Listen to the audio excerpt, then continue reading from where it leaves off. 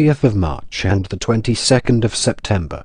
The word itself has several related definitions. The oldest meaning is the day when daytime and night are of approximately equal duration.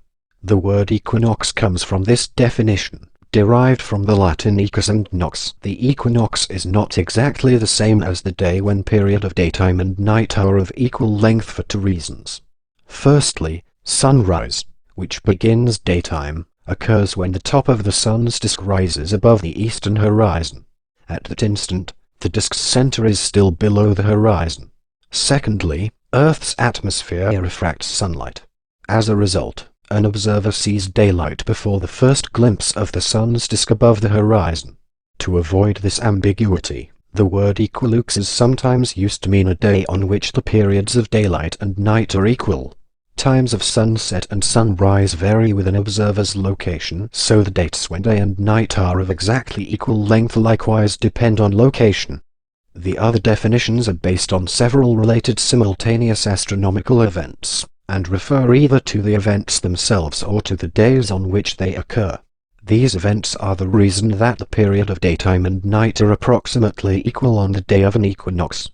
An equinox occurs when the plane of Earth's equator passes the center of the Sun.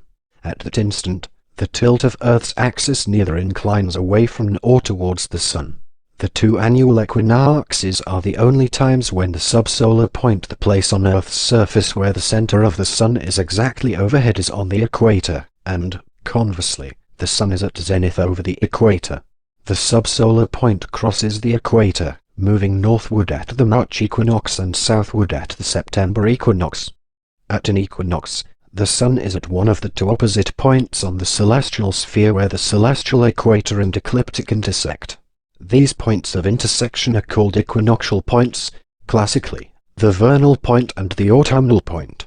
The equinoxes are the only times when the solar terminator is perpendicular to the equator. As a result, the northern and southern hemispheres are illuminated equally. Equinoxes on the Earth. Date. When Julius Caesar established his calendar in 45 BC, he set the 25th of March as the spring equinox.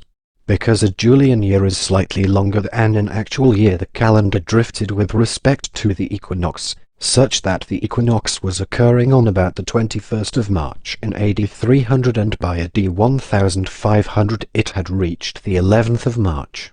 This drift induced Pope Gregory XIII to create a modern Gregorian calendar.